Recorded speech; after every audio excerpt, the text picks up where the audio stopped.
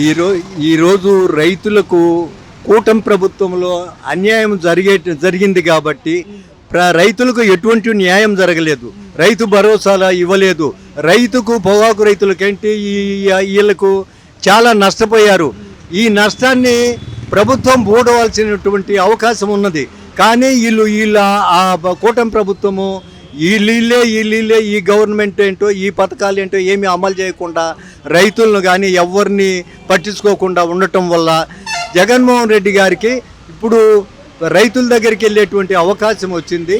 ఆయన ఎందుకంటే ఇచ్చిన మాట నెరవేర్చాడు కాబట్టి రైతులు కూడా జగన్మోహన్ రెడ్డి గారిని నమ్ముతున్నారు. ఆయన వెళ్ళి పరామర్శించి ఆయన రైతుల యొక్క కష్ట సుఖాలు తెలుసుకొని రైతులను ఓదార్చి వస్తాడు. ఆయన రైతులకు భరోసా ఇచ్చి వస్తాడు. చూసుకుంటే కేంద్రం ఇచ్చే డబ్బులతో కలిపి 3 దఫాలుగా వీళ్ళు పెట్టిన రైతులు అన్నదాత సుఖీభావం ఏదైతే రైతులకు పెట్టుబడి సాయం ఇస్తానంటారు. కౌలు రైతులు ఉన్నారు, ఏదైతే భూమి హక్కుదారులు ఉన్నారు. ఎలా ఉండబోతుంది? వీళ్ళు ఇచ్చేది 3 విడతలు ఎలా ఇస్తామనుకుంటున్నారు? ఎందుకంటే 20,000 పెట్టుబడి సాయం ఎన్నిసార్లు ఇస్తారు?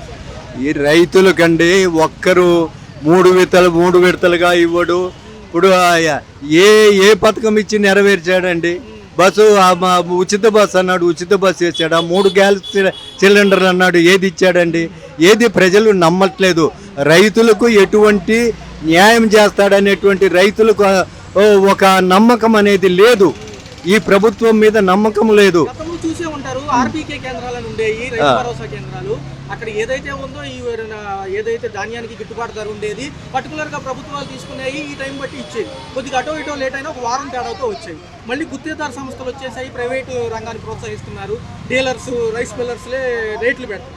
వాళ్ళకు అనుకూలంగా వర్షం వస్తే ఒక రేట్ ఉంటుంది. ఎలా అంటారు దీన్ని? ఎలా చూడాలి?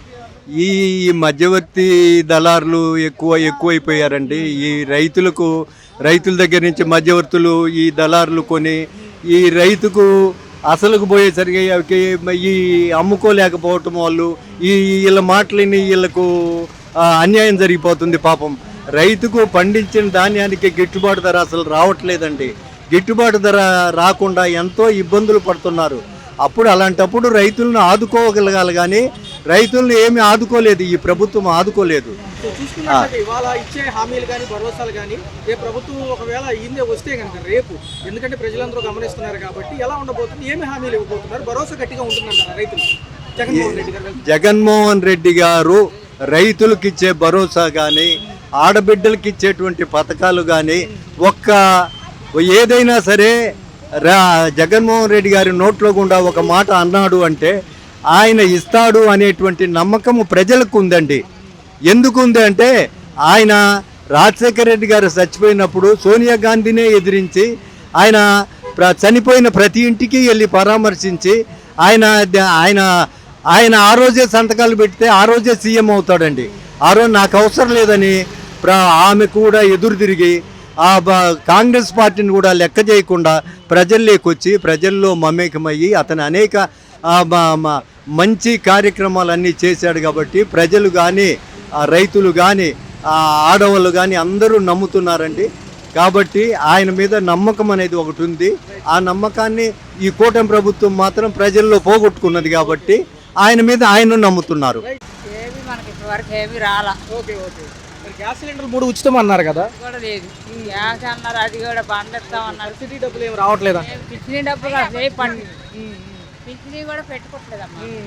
అసలు వెళ్తే కూడా అక్కడ టైం ఉంది అన్నారు, పెట్టుకుంటాం. రేపు 12వ తారీఖు ఏమన్నారంటే ఒంటరి మహిళలు, వితంతు మహిళలకు పెన్షన్లు ఇస్తామన్నారు. ఏమన్నా రాసుకున్నారా సచివాలయం స్టాఫ్? ఎవరు రాలేదమ్మా, మా వైపు ఎవరు రాలా.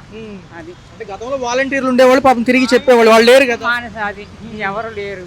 మీ పత్తాకి వెళ్తున్నా, తిరుగుతున్నాం, ఏది పని కావట్లేదు. గత ప్రభుత్వం ఏమన్నా అందుకున్నారా? సంక్షేమం ఏమన్నా అందుకున్నారా అప్పుడు జగన్మోహన్ రెడ్డి గారి ప్రభుత్వం? అప్పుడు పంపించిన పర్వాలేదు, డబ్బులు అందరికీ వేసాడు. మనకి చిన్నపిల్లలు లేరుగా, వాడు 15,000 అలాగే వేసాడు. మనకైతే చిన్నపిల్లలు పాప పెట్టి అయిపోయింది. అది మాకైతే ఏమీ రాలేదు. ఇంటికి పెట్టాము, ఇంటికి కూడా పట్టుకోవాలి. కొత్తగా వస్తాయన్నా అంతా మోసం. అక్కడికి వెళ్తే ఇప్పుడు ఏం లేవంటారు. ఏం చేస్తే మాట్లాడతారు. అయితే మరి చూసుకుంటే ఈరోజు జగన్మోహన్ రెడ్డి గారు ఏదైతే ఉందో ప్రకాశం జిల్లా వెళ్తున్నారు రైతులను పరామర్శించడానికి, పొగాకు రైతులు. మరి ఏంటి రైతుల పరంగా ఆయన మంచిగా చేశారు? అవునండి, అప్పుడు ఆయన చేసింది పర్వాలా. ఇప్పుడు బట్టి ఎవరు పట్టించుకుంటలే మమ్మల్ని, మేము వెళ్ళటమండి. రైతులను కలిసి గిట్టుబాటు ధర పొగాకు రైతులకి, దాంతోపాటు ఏంటంటే భరోసా ఇస్తున్నారు. వాళ్ళతో ముఖాముఖి తీసి వాళ్ళ కష్టాలు తెలుసుకోవడానికి. ఎందుకంటే అకాలంగా వర్షాలు కురిశాయి కాబట్టి నష్టపోయామంటున్నారు. నష్టపరిహారం కూడా ప్రభుత్వంతో మాట్లాడి డిమాండ్ చేసి ఇప్పిస్తామంటున్నారు. మంచి పరిణామమేనా? రైతులకు మంచేనా ఆయన? ఆయన మంచిదే. ఆయన ఉండి ఈ సంవత్సరం అయింది ఏం మనల్ని పట్టించుకోవట్లా. మరి ఏం చేస్తాం? పద్దాక వాళ్ళు తిరగాలంటే తిరగలేకపోతాం. ఇంక ఇవన్నీ వదిలిపడతాం. వస్తే వాళ్ళు అప్పుడు ఉండేది అపార్ట్మెంట్లో ఆ ఇల్లు అద్దె లేకుండా. మరి ఎన్ని చోట్ల అద్దెలు తిరిగాము, 8,000 కట్టాం. ఇల్లు లేదని పెడితే కూడా ఇల్లు కూడా రాలా. పవన్ కళ్యాణ్ గారు తిరిగట్లే ఎలా ఉన్నాయి? ఉప ముఖ్యమంత్రి ఆయన ఇప్పుడు వరకు మనకి రాలేదు కదా. అది ఏంటంటే వీళ్ళు డబ్బులు ప్రజల మీద ఇవ్వమన్నా కూడా వాడే వాడేసుకుంటున్నారు. మనకు ఒక రూపాయి రాలా. చంద్రబాబు నాయుడుకి ఏంటి అన్నారు, డబ్బులు వస్తాయి ఓటేయండి మాకేయండి. ఏమొచ్చింది? రేపు ఇస్తానంటున్నారుగా, కొంచెం చూడొచ్చు అంటారా?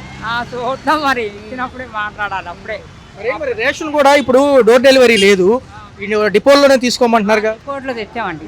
ఫింగర్ ప్రింట్స్ అవి తమ్ములు పడుతున్నాయి, సర్వర్లు పనిచేస్తున్నాయి. పని చేస్తాం. ఇంకా ఏం తెలియదండి. ఇంకా పథకాలు అయితే అమల్లోకి రాలేదు కాబట్టి మిగతా అంతా బాగానే ఉంది. పెన్షన్స్ అయితే వస్తున్నాయి. తల్లికి వందనం కూడా రేపు 15వ తారీఖు అంటున్నారు. యాక్చువల్గా రేపే అన్నారు. మళ్ళీ ఏదో కొద్దిగా అటు ఇటు వెసులుబాటు లేక 15వ తారీఖు షిఫ్ట్ చేశారు. మరి ఎలా అనిపిస్తుంది? ఇస్తారా 15,000 ఒకేసారి అంటున్నారు కదా? అంటే అటు ఇటు అవ్వచ్చు. డేట్ అయితే అదే ఫిక్స్ అని ఏం కాదు. అటు ఇటు అవ్వచ్చు. ఏదైనా ఇలాంటి అటు ఇటు మారినప్పుడు డేట్స్ గతంలో వాలంటీర్స్ ఉండేవారు చెప్పడానికి. పాపం వాళ్ళు లేరు. ఎలా అనిపిస్తుంది? అంటే ఇబ్బంది ఏదైనా సమాచారం తెలుసుకోవాలన్నా సమాచారం అయితే ఇంకా టీవీలో చూసి పేపర్లో చూసి తెలుసుకోవాల్సి వస్తుందండి. గతంలో వచ్చినాయి మేడం? అప్పుడు ఆ హయాంలో ఎప్పుడన్నా పాత ప్రభుత్వ హయాంలో వచ్చినాయి? వచ్చాయండి. అవైతే మనకి ఇంటికే వచ్చి అన్ని చెప్పేవాళ్ళు కదా. ఇవేంటంటే మనం కొంచెం లేట్గా తెలుస్తుంది అంతే. తల్లికి వందనం కానీ అన్ని మిగతా అన్ని అప్పుడే అన్ని పడ్డాయి. మహిళలు కూడా అప్పుడు 18 ఏళ్ళు దాటిన వాళ్ళకి, 45 ఏళ్ళు దాటిన వాళ్ళకి. అవునవును, అవన్నీ వచ్చే వాళ్ళందరికీ వచ్చాయండి. ఈరోజు చూసుకుంటే ప్రకాశం జిల్లా పొదలి పొగాకు మార్కెట్కి వీళ్ళు జగన్ గారు వెళ్ళబోతున్నారు, మాజీ ముఖ్యమంత్రి. అక్కడ పరామర్శించి అకాల వర్షాలకు నష్టపోయారు రైతులు. వాళ్ళకి కొంచెం భరోసా ఇచ్చి నష్టపరిహారం ప్రభుత్వం నుంచి డిమాండ్ చేస్తామంటున్నారు. రైతులకు మంచిదే కదా? మంచిదే కదండి, మంచిదే కదా. ఏదైనా హెల్ప్ చేస్తే ఎవరికైనా ఏదైనా మంచిదే కదా. సో మాజీ ముఖ్యమంత్రి అయినప్పటికీ కూడా జనంలో మమేకం అవుతున్నారు. మళ్ళీ ఒకసారి ఎలా ఉండబోతుంది అంటారు? ప్రజలు ఈసారి కూడా ఆదరిస్తారా మళ్ళీ ఒకసారి? అంటే హెల్ప్ చేస్తే ఎవరైనా ఓకే అని అంటారు కానీ నో అని ఎవరు అనరు కదండి. మనం చూసుకుంటే రైతులకు కూడా 20,000 పెట్టుబడి సాయం ఉంది. దాని గురించి కూడా మాట్లాడతామంటున్నారు త్వరితగతిన వచ్చేటట్టు. సో మాజీ ముఖ్యమంత్రి అయినప్పటికీ కూడా ఎలా అనిపిస్తుంది? ఆయన కూడా కొద్ది ప్రజల్లో ఉంటున్నారు కదా. మాజీ ముఖ్యమంత్రి అయినా చేస్తున్నారు అని అంటే చెప్తున్నా కదండి. సేవ చేస్తే ఎవరైనా నో అని ఎవరు అనరు, ఓకేనే అంటారు కదా. గతంలో పథకాలు పారదర్శకంగా అమలైన నాయకుడు ఎవరంటారు? ఒక మాటలో గతంలో పథకాలు గట్టిగా అమలైన నాయకుడు అంటే వంకలు చెప్పుకోకుండా కరెక్ట్గా ఇచ్చిన నాయకుడు అంటే ఇది ఇంకా పూర్తి అవ్వలేదు కదా. మనకి టైం అనేది ఇంకా ఉంది కాబట్టి ఇంకా అప్పుడే ఏమీ చెప్పలేమండి. ఒక 1 ఇయర్ గడిస్తే ఎవరు ఏంటి అనేది చెప్పగలరు. మేడం, పవన్ కళ్యాణ్ గారు తీరుగతులు ఎలా ఉన్నాయి? ఆయన ఉప ముఖ్యమంత్రి కదా మన స్టేట్కి. తీరుగతులు అంటే ఇంకా ఏం చేయలేదు కదండి. చేస్తే పరిపాలన అంటే మనకి బయటకైతే ఏం తెలియదు. ఇన్నర్గా ఏం చేస్తున్నారు అనేది మనకి ఇంకా ఏం తెలియలేదు.